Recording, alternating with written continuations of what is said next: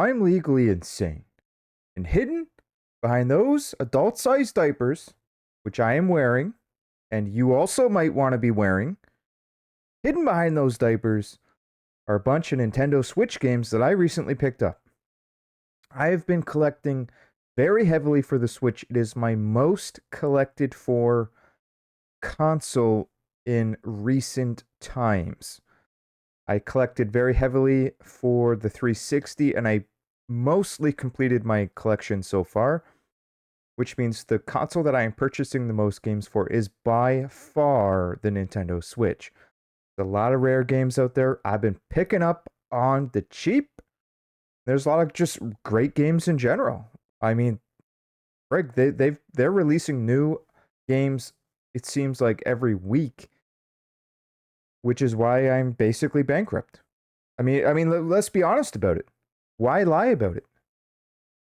Let's not hide the fact that I spend all of my money on retro video games and Nintendo Switch games. There's no point in hiding that fact. It's clear that I have an addiction. So let's find out what I got and why I picked up these games, because I have a backlog of about 200 to 300 Nintendo Switch games that I need to get into videos, because every time I buy a game, it goes into a video when I get the time to make the video. So there's a backlog. So I've got a small list for you guys today. I'm hoping to make this a very quick video, but first up is a very interesting one, and admittedly I panic bought it. I've had it on my radar for a while, and I panic bought it on eBay because it showed up in auction. Pokemon Mystery Dungeon Rescue Team DX. This is a reimagining / remaster of the Game Boy Advanced Pokemon Red and Blue Mystery Dungeon games. And I know what you're thinking. First of all, you're thinking, why did you buy that game? Doesn't that game suck? Or you also might be thinking, well, isn't that game for kids? Like it's one of those simplistic RPGs. It's like a kids beginner entry into a dungeon crawler RPG type of game. And you're not wrong. That is accurate. But it caught my eye because it was one of the games that slipped through the cracks where I didn't know it existed. And when I did some digging into it, I realized this is a rare game. As in, the print run was very low for a Pokemon game. Okay? And the other thing about Pokemon games is they hold their value and they go up in value. Shockingly high in value for the massive millions and millions of copies that they print. I mean, just go look at Pokemon Red and Blue and start going up from there. Like, all the prices are up. Pokemon is a license to print money, and that includes the card game. Get sealed booster boxes and sit and wait, and you will make lots of money. There are no exceptions.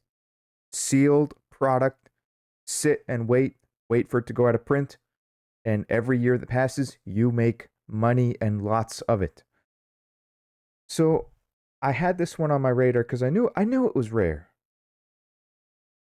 But also, I wanted to play it. I'm not just going to buy it if I don't even want to play it. Most of the time. You know, a lot of people say, "Oh, you own all these bad games." Well, buddy, I like bad games. I love bad games. Rex Ronin. Experimental Surgeon for the Super Nintendo. Great game. Terrible. It's a terrible game. But it's hilarious and it's funny. It's an edutainment game. And it's bad. Yeah, the Packy and Marlin. That's a edutainment game. That game, oh gosh, that's a bad game. Super Nintendo game. Super Nintendo is my favorite console of all time. So that's why I picked this one up. Now, interestingly enough, they changed the game. They did some quality of life improvements. They tried to improve the game, but a lot of people will tell you that they ruined the game. They improved some things, but by changing other things, they also made them worse. So just keep that in mind. And yes, it popped up on eBay. Let me pull up the listing, find out what I paid. Here it is right here. I am the winner of this auction. I paid $46 plus $14 shipping plus tax. And this is actually a pretty good deal because good luck getting one for any cheaper. That's why I bid on it. It's like, good luck. That's all I'm going to say. And I was eyeing a brand new one prior to finding this auction. I did message the seller asking about condition because I'm very picky. And everything checked out. Although he writes very good, a lot of people write very good, and it ain't very good. You're going to learn that one real quick on eBay.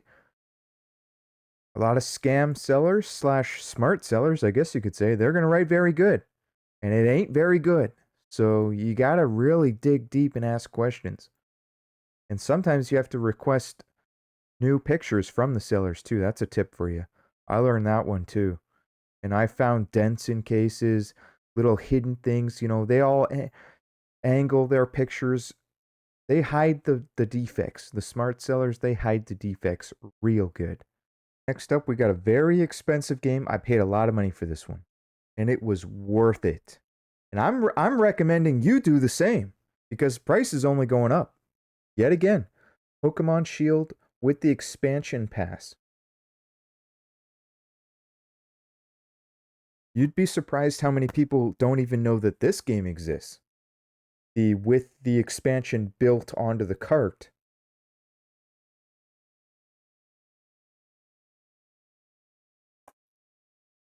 You do not need to purchase or download the expansion pass separately. It is on the cart. And guess why that's important? Not just because it's on the cart. Okay. For the newer Pokemon, the Pokemon Scarlet and Violet, you can get a copy with the expansion pass. Costs you an arm and a leg. Similar to this one. Costs you an arm and a leg. Over 200 Canadian. I think I've seen them going for 225, 250 Canadian. Plus you're paying taxes. I paid 150. I got this in a private auction from a seller with 3 other games. He shipped them all together in the same package.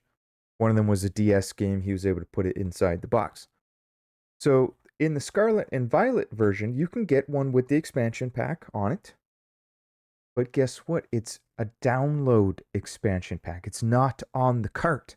People are still paying a fortune for it. It will still go up in value and will still be worth a fortune, but nowhere near what this will be in the future. And I decided to get this one early because I mean, everyone knows the trend of Pokemon games going up in value. If you want one of those old Pokemon DS games,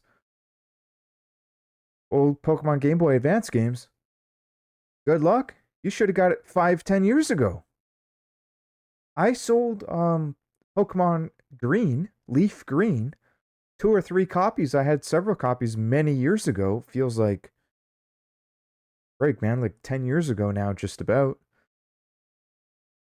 And yeah, I was selling them back then for $40 Canadian. $40. And that was considered pretty good. I'm going to pull up the price right now. I'll tell you what it's at right now. Well, here it is right here.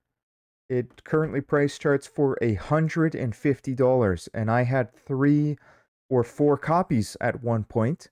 Because at one point, you could get them for a fair price. Like, I could find them every now and then, maybe at a garage sale. Maybe for $20 or $30, and I flip it for $40, and I'm talking local sales. Somebody drives to my house, I sell it to them. I remember I sold 3 or 4 for $40 a piece, and I thought I was a rich man. Holy hell, man! I'm selling these for $40. People are paying me $40. They're coming to my house to pay me money. I'm not paying eBay fees. I'm making money. I'm eating dinner tonight. We're going craft dinner. No more no-name brand. Great value from Walmart brand. I'm going all the way. Rich man dinner tonight, boys. Well, I regret selling them now. I mean, there's way more expensive ones than that. I'm just saying that when I have personal experience owning that game. So I decided I'm going to get this one for 150 Canadian today so that I don't have to pay 400 or 500 many years from today. Just saying. Next up, we got Gargoyles. I mentioned this one in a short, YouTube short. This is a remaster of the Sega Genesis Gargoyles game, which I was very happy that they actually made this, and also shocked just because they would have had to get the rights from Disney. So oh, Disney Games, right on it. I like that because Disney's not afraid to make money. I'm no fan of Disney. Current modern day Disney, I'm no fan. But at least they are not afraid to make some money. Somebody approaches you and offers you free money. Hey, we would like to release this Sega Genesis game from like 50 years ago that you're not doing anything with. You're not doing anything with the IP of this Sega Genesis game. We'll make you a easy $1 million right now. How about that? And even if it wasn't a million, 100,000, whatever, it's free money. Disney wasn't going to do anything with that. And I prefer this version anyway because you can rewind the game. As an old man gamer, I no longer want my games to be difficult. I want them to be as easy as possible. That is something that happens with age. If you're a young guy watching this video, you're not going to understand until you hit my age. I want the games to be easy and relaxing. I don't play video games to for difficulty and try to master these really hard games anymore. I did that when I was younger, maybe. I play on easy mode now. Easy mode is for old people. I didn't realize that until I got old. That's why they have easy mode. When you're a young kid, you make fun of people that play on easy mode. It's for like little girls. Oh, you playing on easy mode? What are you, a 3-year-old woman? You 3-year-old girl? You little baby? You need your little bib? You want your little bib now? Put your little bib on while you play your friggin' baby games? That's what we thought back then. If you went over to a friend's house and he's playing on easy mode, he's playing Super Contra, you're playing this on easy mode? They don't even let you beat the game on easy mode in Super Contra. See, that's the other thing. Like, even the friggin' game developers would make fun of you for playing in easy mode. You play easy mode on Super Contra, they don't let you beat the game. You can only get like so many levels in, and then they'll cut you off and they'll say, "You're a big baby. Go play on normal mode if you want to actually progress and fight the end boss." So, very happy with Gargoyles. And I don't own it anyway on the Sega Genesis, so very happy with that. Okay, next up, I did buy Opus Collection. I don't remember if I mentioned this in the past. I think I had mentioned that I was going to be pre-ordering it. I did pre-order it. This is a very unique exploration, adventure, point-and-click exploration puzzle game. It's like a lot of genres in one. But it's all about the story. Apparently, it's got one of the best stories on the planet, and you guys know I like a good story. I'm all about a good story. And also, I buy all these games blind. Like this one here, I never played it. I don't even really understand how you play it. I just know that I have a sixth sense and I have the golden touch. I can read a review or a comment. I can even read a comment in a YouTube section. I can go to the Opus trailer. Like maybe that's how I found out about this game. I'm not sure. Maybe I saw a trailer and I read a comment and somebody made a comment about the game. And I can just sense the passion behind the comment because I've bought many games using this same method, using my sixth sense and my golden touch. And when I really realized that I have the golden touch is when I bought 13 Sentinels Aegis Rim, based on a comment on the trailer, the Nintendo Switch trailer. And I'll never forget the comment, and I'll even paraphrase the comment. Somebody had written that they wished they could go back in time just to play 13 Sentinels Aegis Rim all over again. They wish that they could delete their memory and go back in time just to play that game all over again. To experience it again, because you can't really replay it. Once you know all the mysteries and the cliffhangers and all the what do you call it? The surprises, the spoilers, the game's over. Right? The twists and the turns. You think you know what's going on. At one moment, you think you're finally starting to piece the puzzle together, and then they hit you with something else.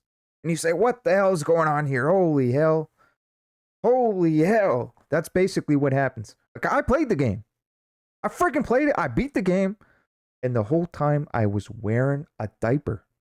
The whole time, start to finish, I had a diaper on. So yeah, I got Opus Collection brand new, but then in private auction group, I found this copy here for $15. Now, likely the code was used. Comes with just a soundtrack, that code. It's not really important. But cheapest on eBay as we speak for Canadians is $43.99 on sale. Somebody's discounted their game. $43.99. Buddy, I'll put this up for $42.99. In fact, as soon as I'm done this video, I'm going to post this on eBay for $42.99. I might go $42, try to get a quicker sale. If I really want a fast sale, I'll do $39.95. And I might even do that. Easy money.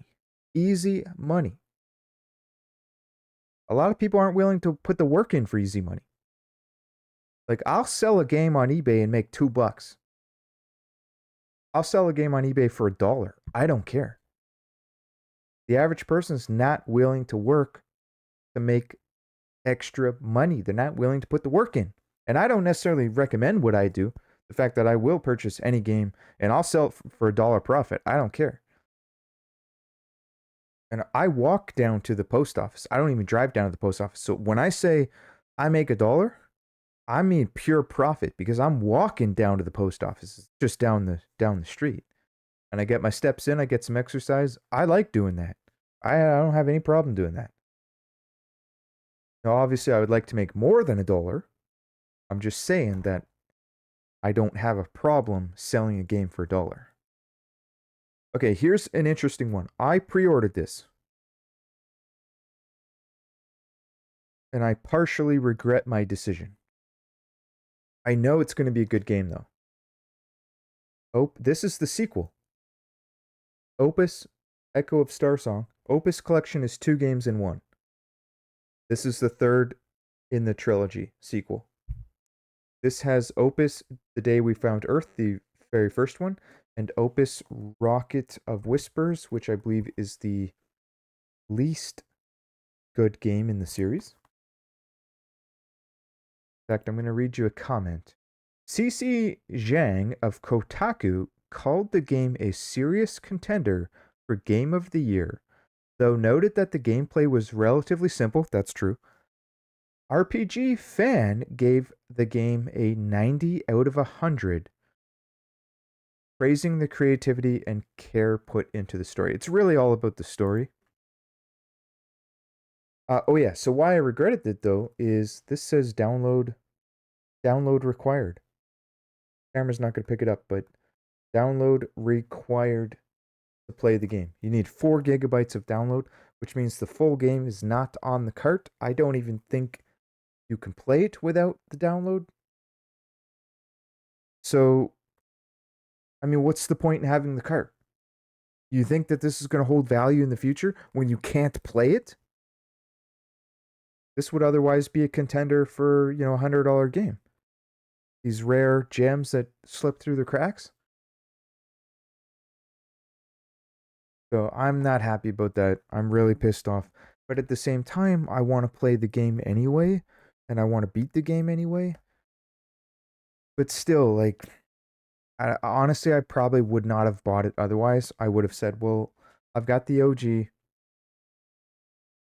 Forget it. I'm not paying that money for something that I cannot play 15 years from now in the future. because I'm not going to be able to download it forever.